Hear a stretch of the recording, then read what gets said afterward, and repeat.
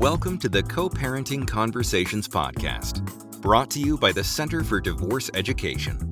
With renowned psychologist Dr. Donald Gordon, we will delve into the complex world of co-parenting during and after divorce and separation. Join us as we explore some of the emotional, legal, and practical aspects of parental breakups, helping you navigate this transformative journey with wisdom and guidance.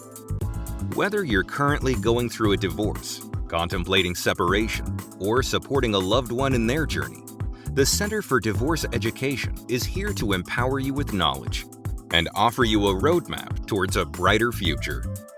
The information presented in this podcast is intended for educational purposes only. The presentation of this material is not intended to constitute mental health therapy or to diagnose mental health disorders. The presentation of this material is not intended to constitute legal advice. Participants are encouraged to discuss specific legal questions with a licensed attorney of their choice. Welcome to episode 10 of the Co-Parenting Conversations podcast by the Center for Divorce Education. We provide online parenting classes for divorcing and separating parents. I'm Jamie, and once again, I'm here with my colleague Chelsea, and today we will be going over our most asked about subject, narcissists. We have many parents who do ask how to handle situations with a narcissist. Now, first, let's go ahead and really look at the definition of a narcissist, which is a person who has an excessive interest in or admiration of themselves. A person who lacks empathy, has almost no idea of how others are feeling or understanding of how to make them feel better. So a lot of people do say, he or she is a narcissist, but they really need to look back and think about if this person ever showed empathy or cause or concern. If they were incapable of that, you very well might have been dealing with a narcissist. But just because someone thinks highly of themselves and wants power or success does not make them a narcissist. It could just be them trying to show off or better themselves, in their own way, I suppose. True. To put this all into perspective, narcissistic personality disorder affects only about 1% of the population, which really hasn't changed since 1968 when it was actually established as a disorder. Whether they are just, being a jerk or a narcissist, let's cover some skills that you can use to deal with this person. First thing that comes to mind for me is to remind yourself that you are good enough and not to blame yourself for their behavior. A lot of dealing with narcissists and getting hurt stems from them actually throwing out how much better they are than you, when in reality, that may not actually be the case. Remember that they just need to feel good about themselves, and this has nothing to do with you. You need to just stay focused on yourself and your kids and don't take their behavior personally. Ooh, that part. The reason a lot of people even get caught up with narcissists is because they lack boundaries. Mm-hmm. So that's one thing that may give victims of narcissistic abuse some empowerment. Work on creating and holding some boundaries. Many parents may feel like the other parent shouldn't, have their children because they are a narcissist or they don't deserve their children. But also try to keep in mind that the children do still deserve both parents in their life, and they do deserve to love both of you. Right. Yeah. Don't commit parental alienation against people who are still technically fit to parent. The best thing that you can do is not to feed into the narcissist's need for attention. When you stop giving attention to what other people are doing, they eventually stop the behavior because all they really wanted was a reaction from you. So it gives you back your own power and lessens the other person's continued conflict towards you when you stop acknowledging it as well. There are ways to live a healthy, functional life and begin to genuinely thrive without feeling like you're constantly at war. So there is help out there. And whatever side of the situation you're on, the online parenting classes based on Dr. Don's research all have tools that can help with opening and controlling lines of communication with your children and co-parent. You're not alone in this. Dr. Don, what is your professional advice on how to deal with a narcissist?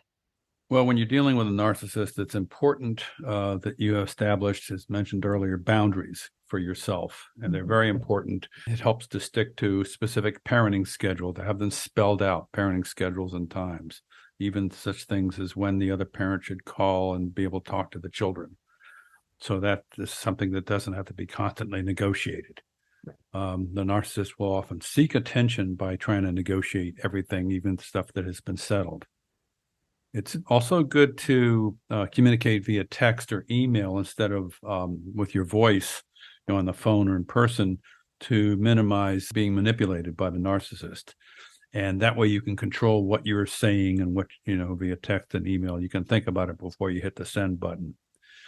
If you want to also keep your communication down to a minimum, you can use an online scheduling program such as Our Family Wizard, which is a really good way to set the times for the kids, to keep records of things, to exchange money, so you don't have to do this in person. Right. And this has been very helpful for parents to be able to bring about co-parenting instead of cooperative parenting. We are doing parallel parenting. It's important with a narcissistic parent to avoid criticizing them. Quite often they have low self-esteem, although it doesn't seem that way, but their egos can be pretty fragile, like eggshells. And your criticizing them will set them off. If you can avoid doing that, which is really tempting because they're criticizing you, you can minimize the interaction. Right. Another thing that's important for you as a parent is to empathize with your children, to help them understand what's going on, to express their feelings. And you can set a good example by using iMessages, which we teach in our programs, where you're expressing your feeling toward the other parent, and you can set that example.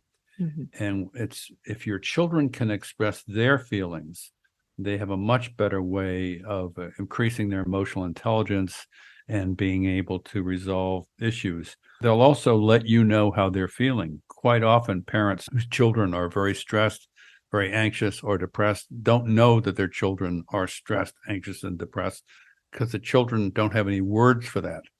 So Right. It's important they learn how to express these feelings, and our children's program does a good job of doing that. Mm-hmm. Not only does it teach them how to express their feelings, it teaches them how to use evidence-based methods for reducing their stress. Things like deep breathing, gratitude, thinking of happy memories, so they're better able to take care of themselves and lower their own stress. You're using these stress reduction methods too in front of your children would be another powerful way to set a good example. With a narcissistic co-parent, don't have any illusions that they're going to change. If you just change the way you act, they're going to become less narcissistic. Expect them to continue to be that way, and you just have to work around it. This may sound strange, but anytime they show consideration or kindness or compassion for other people, especially your children, praise them for that. Give them attention for that. They like attention. So if you can limit yourself to not giving attention to them unless they're showing something positive or kind, then you give your attention to that. And what we generally find out is not only do ignoring things that you don't like help that behavior to stop, giving attention to things that you do like, you'll see more of that behavior. Yeah, we also go over that actually in our Parenting Wisely programs as well, to not condone bad behavior with your kids. Right. Praise them for the good behavior, but don't constantly get on them for bad behavior, because most people go towards getting attention, whether it is good or bad. Right. Like you'll see with your children, they will train their parents to pay attention to them when they're fighting. Yep. Yeah. And that's more likely if the parents are not paying attention to them and they have to have a fight to get the parents' attention. Which essentially, I would say, is very close to how a narcissist is. Yes. They'll pick a fight with you because they want your attention. Yep. Exactly. So it's best if they're behaving in a rational, non-controlling way. They're being reasonable. That's what you pay attention to. That's what you give your attention to, and withdraw your attention when they're not being that way. So Right. you really have a lot more power than you realize. Yeah. But we're kind of, as humans, we generally pay attention to when things are going wrong. And we're stressed, then we pay attention to that. And you have to train yourself to pay attention to when things are going right. Well, we appreciate you for being here, Dr. Don. This does put an end to season 1, but we do wish you all a wonderful holiday season, and we will see you next year.